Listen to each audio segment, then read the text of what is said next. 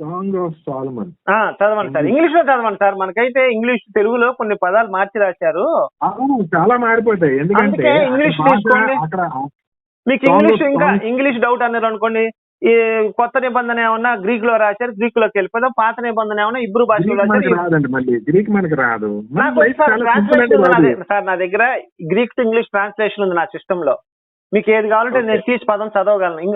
Greek లో కూడా చదవగలను. Cultural differences వచ్చినప్పుడు అర్థాలు మారిపోతాయండి. సార్ ఇప్పుడు తీయండి సార్, సాంగ్ ఆఫ్ సాల్మన్ తీసేసి నాకు ఒకసారి 7:7 చదవండి. సాంగ్ ఆఫ్ సాల్మన్ 7:7 చదవండి సార్. అక్కడ ఏముందో 6:15 సాంగ్ ఆఫ్ సాల్మన్. ఒక్క నిమిషం ఆగండి, కొంచెం పేషెన్స్ మెయింటైన్. పర్లేదండి, ఓకే, నేను వెయిట్ చేస్తాను. Okay, song of Solomon 6:15. 7:7 అండి. 7:7 7 తెలుగులో. ఓకే, సో ఎంత 5లో 6లో ఏం రాసిందో, ఏ రెఫరెన్సెస్ తో రాసిందో మనకు తెలియదు, కానీ మీరు డైరెక్ట్ గా 7కి వచ్చారు కాబట్టి మీరు చదువుకోండి సార్. మీకు నేను వెయిట్ చేస్తాను. 7:7 తర్వాత మీకు ఏది కావాలంటే అది చదువుకుని నేను లైన్ లో ఉంటా. 7:7 చదివేసిన తర్వాత మీరు ఏది కావాలంటే అది చదువుకొని నేను లైన్ లో ఉంటా.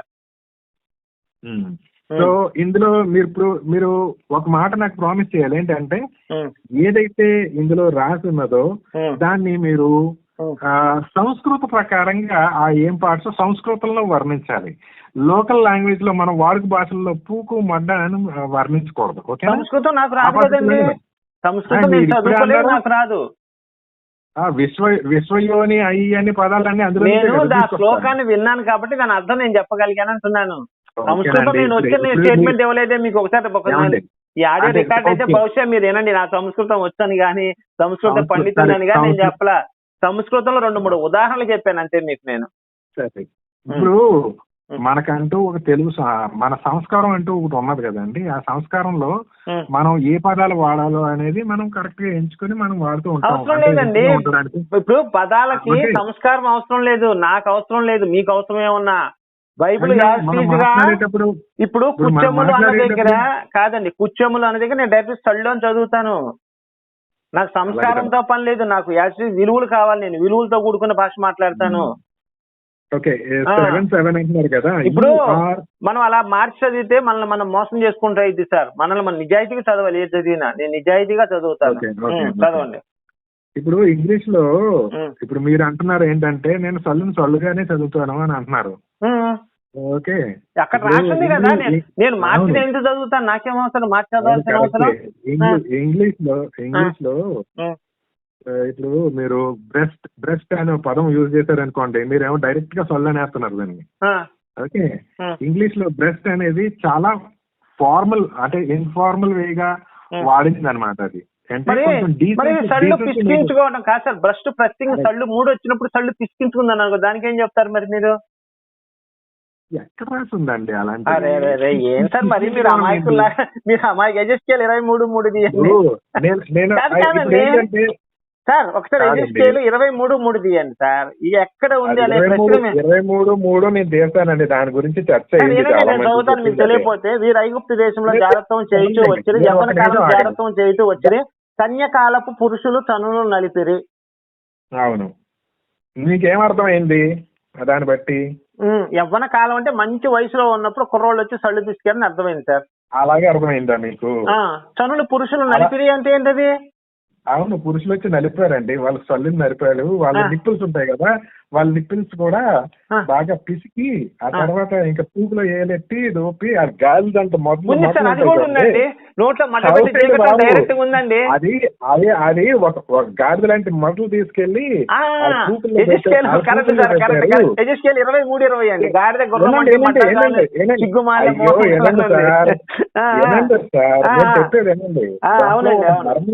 చెప్పడానికి గాడిద గుర్రాలు లాంటి మడ్ల పూకులో పెట్టి నాకైతే బైబిల్ చదువుతుంటే. చదవండి సార్, చదవండి చదవండి. చదవట్లేదు నేను చెప్తున్నాను. ఆ గుర్రం లాంటి మట్లు తీసుకెళ్లి వాళ్ళ పూకుల్లో పెడితే వాళ్ళు ఆనందించి పూర్తి వాళ్ళు ఆనందించి ఏసై పేరు తీయకండి. యేసు యెహోవా ఇద్దరు ఒకటే అయ్యో, అంటారు మీరు కదా. పూర్తిగా వినాలండి. మీరు అరే మీకు ఎంతైతే ఆనందం కలుగుతుందో నిశ్శబ్దంగా పేషెన్స్ గా ఉంటే ఇంకా ఆనందం కలిగితే మీ ఆనందం ఏసే యెహోవా ఇద్దరు ఒకటే కాబట్టి ఏసయ్య చూడయ్యా నువ్వు ఎంత బాగా చెప్పావు బైబిల్ అని చెప్పుకుంటున్నా. మా ఏసై గుర్తు అర్థం చేసుకుంటున్నా నేను. అవ్వలేదండి అది ఏంటో. మీకు చాలా మందికి ఎడ్యుకేది అర్థం అవ్వలేదు ఏంటో. నేను చెప్పాను సార్, ఇప్పుడు మీరు ఒక అమ్మాయి పూకు నాకారని అయ్యో, అన్నాను అనుకోండి సార్. వినండి, మీరు ఒక అమ్మాయి పూకు నాకారంటాను, మీరు అర్థం చేసుకుంటారా? అయ్యో బాబు, మీరు ఆగండి బాబు. ఎడ్యుకేది చెప్తాను. గుర్రం లాంటి మంటలు తీసుకెళ్లి వాళ్ళ పూకుల్లో పెడుతుంటా ఉంటే వాళ్ళు వదులుతున్న ఇంద్రియం ఎంత తట్టడి ఇంద్రియం పడుతుంటా ఉంటే వాళ్ళు బాగా ఆనందించిరి. ఇదే కదా మీరు ఏంటంటే అయ్యో బాబోయ్ ఇన్ని బూతులు ఉన్నాయా బైబిల్లో అని అక్కడే కదా మీ మనసు చెల్లించింది. అవును మరి. అవును, ఏనండి గుర్రం లాంటి మంటలే కాదు వాళ్ళు పిచ్చకాయలు కూడా ఎంత పుచ్చకాయలు అంటే పిచ్చకాయలు వేసుకుని వాళ్ళ అలా ఉందరి గాడిద లాంటి వట్టకాయలు వేసుకుని ఉందరి అని వర్ణించినందుకే కదా అయ్యి బాబు ఇన్ని బూతులా నేను మా అమ్మగారు కూడా చదివారండి. మా అమ్మగారు ఇక్కడ లేరండి. అది చెప్పండి. కాదండి ఇవన్నీ వద్దు సార్. మీకు పెళ్ళైతే మీకు పెళ్ళైతే మీ భార్య గారికి లేదా మీ అమ్మగారికి ఒకసారి కలిపి మీరు మాస్టర్ బైబుల్లో ఇదిమ్మా నేను మాట్లాడుతున్నాను ఇది తప్ప రైతు మీ అమ్మగారిని అడగండి చెప్పుతే. ఒక్క నిమిషం ఆగండి. కాదండి ఇప్పుడు మీరే చెప్పారు గాడిద ముట్టలు తీసుకెళ్లి పూకులో పెట్టారు, మీరే అన్నారు బైబిల్లో ఉన్నాయని మీరే చెప్పారు. మరి మీ అమ్మగారి చదివించండి పరిశుద్ధ గ్రంథం అని ఒప్పుకుంటాను. ప్రాబ్లం ఏంటంటే మీరు ఏమంటే నేను చెప్తాను అని అన్నాను, దాంట్లో ఉన్న అర్థాలు ఏంటో నేను చెప్తాను అని అంటే మీరు ఆ పాయింట్ ఎక్కడి వరకు అయితే మీరు రిసీవ్ చేసుకున్నారు. గాడిద మడ్డ అంటే వినేశారు, వాళ్ళు పూకులో పెట్టేశారంటే వినేశారు, కానీ ఆ తర్వాత దాంట్లో ఉన్న మర్మం వచ్చేటప్పటికి మీరు టక్కన డైవర్ట్ అయిపోయి ఇలాంటి ఏమైనా ఉంటుందా. ఇప్పుడు మీకు అదే చెప్తున్నా, మీరు వెళ్ళి మీకు పెళ్లి కాలేదు అనుకోండి, మీరు వెళ్ళి మీ భార్య పూకులో పెట్టారు మీ ఇంటికి వచ్చి మీ ఆడవాళ్ళ ముందరే అంటాను. అప్పుడు మీరేమనాలి, నేను తర్వాత మీ ఆవిడ కడుపు వచ్చిందండి తన ఆత్మీయ అర్థం తీసుకోండి అంట. మీరు ఒప్పుకుంటారా? మీ ఆవిడ ఒప్పుకుంటుందా? మీరు చెప్తున్న పనికిమాల ఎగ్జాంపుల్స్ అన్ని పనికిమాల ఎగ్జాంపుల్స్ కాదండి. నేను ఇప్పుడు మీ ఇంటికి వచ్చి మీ ఆవిడ ముందర మీ ఆవిడ ముందర మీ ఇంటికి వచ్చేసి మీ ఆవిడ పూకులో నువ్వు మడ్డ పెట్టావు కదా, మీ ఆవిడ కడుపు వచ్చిందయ్యా, మగపిల్లడు పుట్టాడయ్యా, సంతోషంగా ఉన్నారా అంట. ఇప్పుడు నా ఆత్మీయార్థాన్ని మీరు తీసుకుంటారా లేదా నన్ను మెడ పట్టుకొని బయటికి గెంటుతారా మీరు? ఆ ఎగ్జాంపుల్ నేను అసలు సమాధానమే చెప్పను, ఎందుకంటే మీరు కరెక్ట్ అయిన ఎగ్జాంపులే అడగట్లేదు. అరే ఇప్పుడు గాడిద గుర్రం అంటే మట్టలు కావాలా తృప్తి పడుతుందంటే మీరు ఆత్మీయార్థం తీసుకోమన్నారు దాంట్లో. నేను అదే చెప్తున్నా, మీ ఇంటికి వచ్చి మీ ఆవిడ పూకులో నీ మట్ట పెట్టావయ్యా, నీ ఆత్మీయార్థం తీసుకోయ్యా. మీకు మగపిల్లడు పుట్టాడంట కదా, నువ్వు కొట్టిన మీ ఆవిడ పూకు మట్టకి మగపిల్లడు పుట్టాడంట కదయ్యా అంట. అప్పుడు మీరు ఆత్మీయార్థం తీసుకుంటారా మరి? మీరు ఫస్ట్ నేను చెప్పాలని అనుకున్నది విన్నారా? నువ్వు చెప్పేది కోశ సిగ్గుచరం ఉందా మాటలు మాట్లాడడానికి? ఇంకా నేను చెప్తాను దాన్ని నువ్వు చెప్పేది ఇంకా ఘోష. ఎందుకు సిగ్గుచరం లేకుండా ఇంకా బైబిల్ సమర్థిస్తావు? నేను సమర్థించడం కాదు, నేను చెప్తాను. నువ్వు ఒకటే నువ్వు మాట్లాడి నేను మాట్లాడి మీ ఆవిడకో మీ అమ్మకో లైన్ కలిపి వినిపించు బైబిల్ పరిశుద్ధ గ్రంథం నేను ఒప్పుకుంటాను ఓడిపోయానని. మా అమ్మగారు అమలాపురంలో ఉన్నారు. కాన్ఫరెన్స్ తీసుకోండి, వీడియో కాన్ఫరెన్స్ తీసుకోండి ఫోన్ లో. చిన్న ఏజ్ ఏం కాదు, ఆమె 67 years. పర్వాలేదండి. ఇప్పుడు మీ అమ్మగారు ఇప్పుడు మీ భార్య గారు తీసుకోండి లైన్ లోకి. మీరు చాలా తొందరపడి మా అమ్మగారికి కలిపేయమంటున్నారు. అవును, మీ భార్య గారికి కలపండి, తప్పే ఉంది. కాన్ఫరెన్స్ లో కలిపి బైబిల్ పరిశుద్ధ గ్రంథమా కాదా? మీరు ఒప్పుకోరా? బైబిల్ పరిశుద్ధ గ్రంథం అండి. మరి అందుకే మీ ఆవిడ కలపండి, జస్ట్ మాట్లాడదాం. నేనేమన్నా నా దగ్గర ఒక పీడిఎఫ్ ఉంది, వినండి, నా దగ్గర ఒక పీడిఎఫ్ ఉంది, 39 వచనాలు చదువుతాను, ఉన్నట్టు చదువుతా. మీరు ఒక్క లేని మాటలను కల్పించినా సరే మీరు వచ్చి నా మీద కేసు పెట్టుకోవచ్చు. మీ ఆవిడతో నేను మాట్లాడతాను. బైబిల్ కేసు కూడా పెట్టనండి మిమ్మల్ని కేసు కూడా పెట్టను. మీ మైండ్ సెట్ ని ఎన్లైటన్ చేసుకోమంటున్నాను. లేదండి, ఇప్పుడు నేను ఉన్నట్టు చదువుతాను. మీ ఆవిడగా నిన్నమని చెప్పండి 39 వచనాలు నా దగ్గర పీడిఎఫ్ ఒకటి రాసుకున్నా చేస్తుంది అని ఇప్పటికి 3 సార్లు చెప్పాను. మీకు చెవులు ఏమన్నా దెబ్బనయా? నీకు పెళ్ళైంది కదా, నీ పెళ్ళా ఉంది కదా, నీ దాన్ని చదివించు. అయ్యో ఆమె వర్క్ చేసుకుంటుంది అని అంటే చెప్పండి. మనకు పరిశుద్ధ గ్రంథం కంటే ఏది ఇంపార్టెంట్ కాదు, ఏమన్నా ఆపేసి కాన్ఫరెన్స్ లో తీసుకోండి. మన బైబిల్ కంటే మన దేవుడు మన బైబిల్ కంటే మన దేవుడి కంటే మనకు పరలోక రాజ్యం ఇచ్చే దేవుడి కంటే కూడా ఈ ఇహపరమైనటువంటి ఇవన్నీ మనకు వద్దు. ప్రాక్టికల్ మీరు ఏమైనా వర్క్ చేస్తారా లైఫ్ లో అసలు ఒకసారి చెప్పండి. ఏంటండి? మీరు ఏమైనా వర్క్ చేస్తారా? నేను అప్పుడప్పుడు హెచ్పి కొట్టుకుంటుంటానండి. అది చేతకారం. బైబిల్ చదవండి, మూడొచ్చండి, నా తప్పు కాదండి బాబు. సొల్లు పిసికించుకోవడం, గాడిద గుర్రం మంటలు పెడతాం, పూకుల్లో పెడతాం, ఇవన్నీ మీరు చెప్పారు. బతుకు తెరువు కోసం మీరు ఏమైనా బతుకు తెరువు కోసం ఇప్పుడు వాట్సాప్ ఐడియా ఉందండి మీకు? వాట్సాప్ తెలుసు కదా, దాంట్లో బ్లూ టిక్ వస్తుంది కదా, ఆ కలర్ నేనే వేస్తుంటాను అప్పుడప్పుడు. ఏంటంటే బ్లూ టిక్ బ్లూ టిక్ కి కలర్ నేనే కొడుతుంటానండి. అంతకుముందు బ్లూ టిక్స్ నాదేనండి, ఆ కలర్ నేనే పెయింట్ చేస్తుంటాను. దానివల్ల ఆదాయం ఏమొస్తుంది? ఆదాయం ఏం రాదండి. సరే, వర్క్ విషయంలో మీకు బైబిల్ పక్కన పెట్టేద్దాం మనం. వర్క్ విషయంలో నేను స్వామి వివేకానంద గారు చెప్పిన మాట ఒకటి నమ్ముతానండి. ఎవరండి ఆయన? స్వామి వివేకానంద అండి. మన ఆయన ఎందుకండి మనకి బైబిల్ కావాలి కానీ రామకృష్ణ పరమహంస, వివేకానందుడు వీళ్ళంతా కూడా హిందూ ధర్మం కోసం పోరాడినాళ్ళు, హిందూ ధర్మాన్ని బతికించేవాళ్ళు. వాళ్ళ గురించి మనకెందుకు సార్? ఎక్కడ ఉంటుందో నేను మంచి ఎక్కడ ఉంటుందో అవన్నీ అక్కడ గ్యాదర్ చేసుకుంటాను అన్నాను కదా.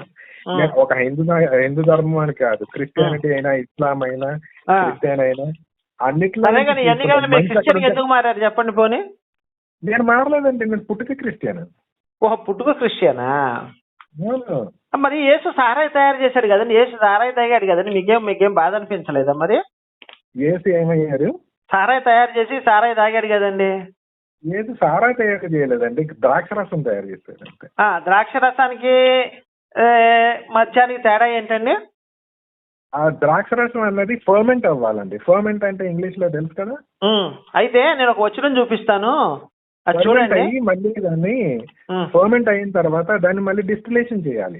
కాదండి, ఇక్కడ ద్రాక్షరసము అనేది మత్తు రాదు అనేది చూపించండి నాకు బైబిల్ నుంచి మీరు.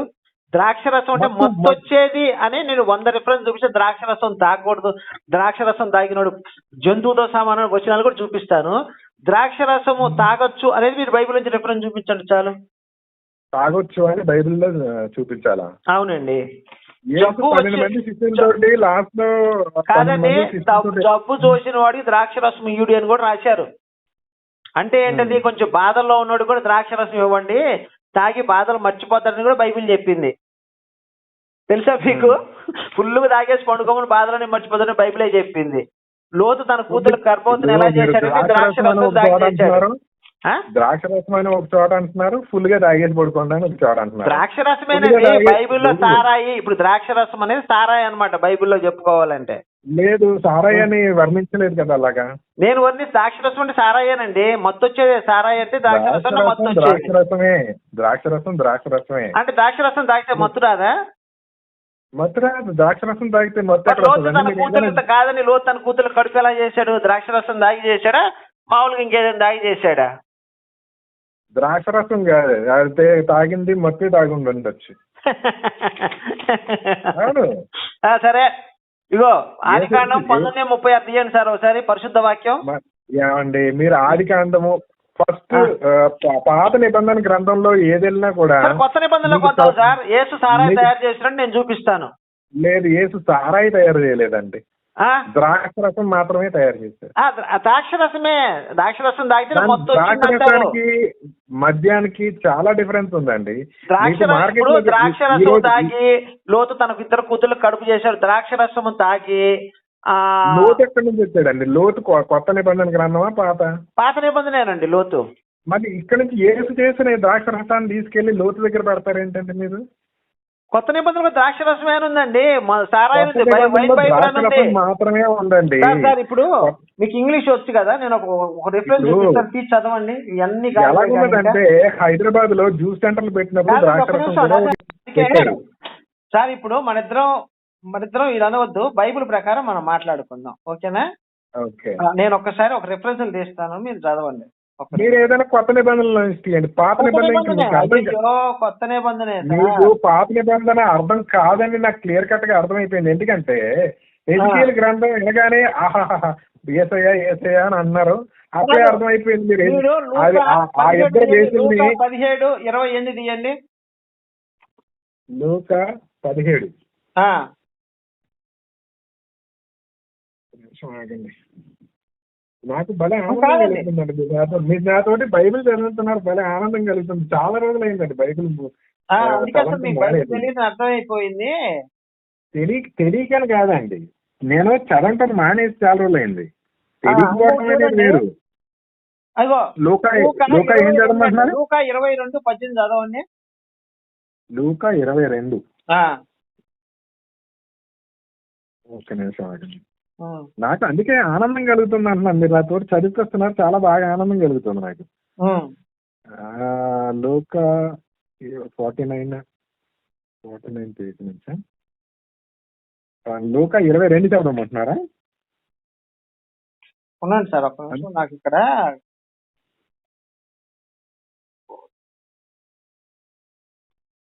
మీరు కొంచెం టైం ఇస్తే ఎజుకేల్ గురించి చెప్దామని అంది, కానీ మీరు డైవర్ట్ చేసేస్తున్నారు టాపిక్ ని. ఒక్క నిమిషం అండి, నాది బైబిల్ ఓపెన్ అవ్వట్లేదు. మీరు చెప్పిన అధ్యాయం పేరు చెప్పండి. ఒకటి ఉంటుంది. చూడండి, లూకా 7:34 తీయండి సార్. 7:34. 7:34 పేజ్లో. లూకా 7:34. ఓకే, 34 ఫుల్ స్టాప్ నుంచి. ఓకే, మనిషి కుమారుడు. ఇంగ్లీష్ లో చదవండి సార్, ఇంగ్లీష్ లో చదవండి వీలైతే. ఇంగ్లీష్ లోనా? లూక్ మీరు the son of man is came eating and drinking చదవండి సార్. ఒక నిమిషం, మనం ముందే చెప్పుకున్నాము వాక్యాలు అనువాదంలో చేంజెస్ అయిపోవాలి, అర్థాలు మారిపోతాయి. మీకు క్లారిటీగా ఉంది. 7:63.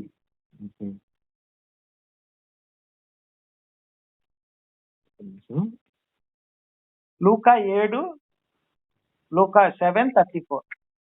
ఓకే, ఒక నిమిషం. ఇంగ్లీష్ లో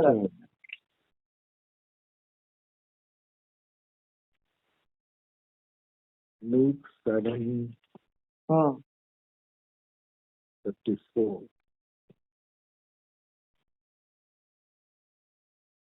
Luke 7:34. The Son of Man came. అంటే మనిషి పుత్రుడు. మీరు స్పీడ్ చదువుకుంటూ వెళ్ళిపోతారు, నాకు అర్థం తెలుసు, మీరు చదివేసేయండి స్పీడ్ గా. Okay, the Son of Man came and he ate and drank. And you said, look at this man, he is a glutton and a drinker, a friend of tax collectors and other outcasts. మీరు వేరే చదువుతున్నారు sir, అది కాదు. లూకా 7:34 చదవమని చెప్పారు. అవునండి, 7:34 చదివింది. The son of man is came eating and drinking. అవును, the son of man came and wine drinking అని అంటే కంటిన్యూస్ గా జరుగుతున్న ప్రాసెస్ అండి. డ్రాంక్ అంటే తాగేశాడు అని చదువుతున్నారో నాకు తెలియదు, కానీ కింగ్ జేమ్స్ వర్షన్ ఉందండి నా దగ్గర. ఓకే, నా దగ్గర నా సింప్లిఫైడ్ వర్షన్ ఉందిలేండి. అది కాదు, కింగ్ జేమ్స్ తీయండి. దాంట్లో వైన్ బైబర్ అని ఉంటది క్లియర్ గా. వైన్ బైబర్ అంటే పచ్చి తాగుబోతు యేసు అని చెప్పి ఉంటది అక్కడ. ఆయనే అంటాడు యేసు, నేను తింటూ త్రాగుతూ వచ్చును గనక నన్ను తాగుబోతు అంటున్నారు. యోహాను బాప్టిజం యోహాను తినకు త్రాగతూ ఉన్నాడు గనక అని దయ్యం పట్టిన వాళ్ళు అంటున్నారంటాడు. అవును, ఇక్కడ కూడా అదే రాస్తుంది. మేము చెప్పింది కాదు, యేసు వైన్ బైబర్. మేము అన్న మాట కాదు, యేసు కేసే చెప్తున్నాను వైన్ బైబర్ అంటున్నారని. ఆయన పచ్చి తాగుబోతుంది బాబు, ఆయన పచ్చి తాగుబోతుంది, ఏం చెప్పలేదు. ఎవరి కోసం చెప్పినట్టు అర్థమైంది ఇక్కడ. ఎందుకంటే 34 మాత్రమే చదవమన్నారు, 34 చదవండి. తర్వాత 33 కూడా చదవండి. 33లో ఏమంటే John the Baptist came and he said and he fasted and drank no wine. John Baptist అక్కడికి వచ్చాడు, అతను ఉపవాసం చేశాడు, తాగలేదు. అవునండి, అసలు ద్రాక్ష రసము త్రాగుకి వచ్చును గనక వీడు దయ్యం పట్టిన వాళ్ళు ఎక్కిరిస్తున్నారు. వాళ్ళు తాగలేని ఎక్కిరిస్తున్నారు, తాగిన వాళ్ళు ఎక్కిరిస్తున్నారు జనాలు అక్కడ. యేసు అదే అంటాడు, ఒరే బాబు నేను తాగుతున్నాను కానీ నేను తాగుపోతున్నారు, యోహాన్ తాగలేదు కనుక వాడు దయ్యం పట్టిన వాళ్ళు అంటున్నారు అని చెప్పుకుంటాను. అర్థం ఏంటి? నేను యేసు తాగాడు. ఇందులో ఏసు తాగినట్టు ఎక్కడ ఉందండి? వైన్ బైబుల్ అంటున్నాడు కదా, నన్ను వైన్ బైబుల్ అంటున్నాడు. ఇందులో John the Baptist King James version తీయండి. ఏమండి ఇక్కడ కింగ్ జేమ్స్ వర్షన్ అన్ని వర్షన్లు కొనుక్కోమండి మేము. నాకేందుకు సార్, చాలా మంది క్రైస్తవులు కూడా కింగ్ జేమ్స్ వర్షనే అని చెప్పారు. ఇప్పుడు 33, 34 చదవమన్నారు. వినండి,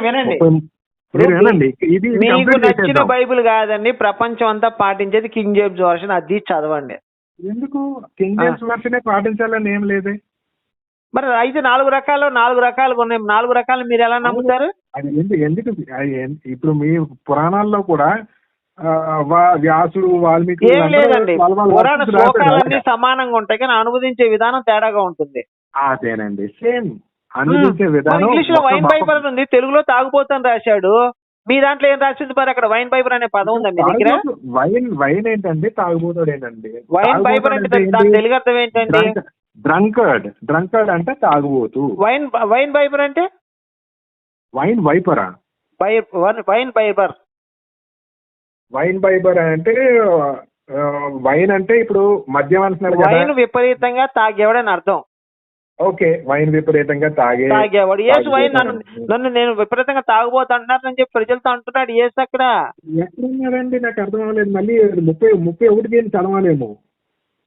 ఏమండి మీరు 33, ఒక నిమిషం వినండి. మీకు అసలు ఏమీ తెలియదు సార్, బైబిలే తెలియదు మీకు. వచ్చి నాతో ఆర్గ్యుమెంట్ చేస్తున్నారు, అక్కడ ఉన్న పదాలు మీకు చదవడం తెలియట్లేదు. ఎక్స్ప్లెయిన్ ఎలా చేయాలి మీకు? మీరు ఒక పని చేయండి. కాదు, మీకు ఈమెయిల్ ఐడి ఉందా? ఏంటది? ఈమెయిల్ ఐడి ఉందండి, కానీ ఆల్రెడీ మీతో మాట్లాడిన తర్వాత నాకు ఏమాత్రం కూడా అరే సోదర భావం లాంటిది ఏమైనా ఫీలింగ్ క్రైస్తవులకు అసహ్యం అని చెప్తే నా సోదర భావం అంటారు మీరు.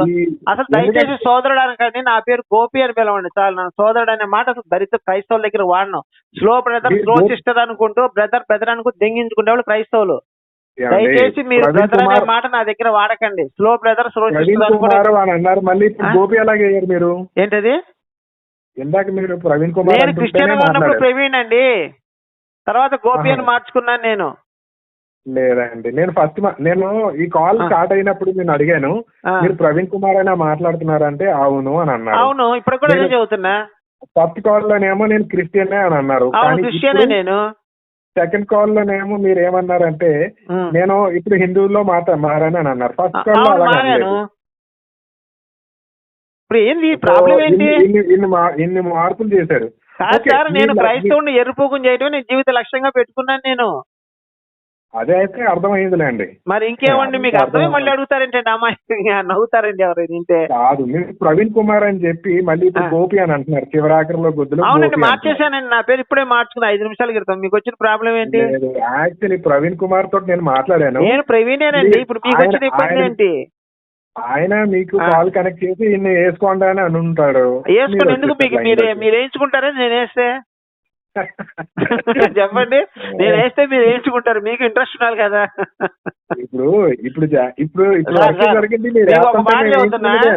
మీరు ఫోన్ పెట్టేది సార్, మీకు బైబిల్ తెలీదు, ఏమీ తెలీదు.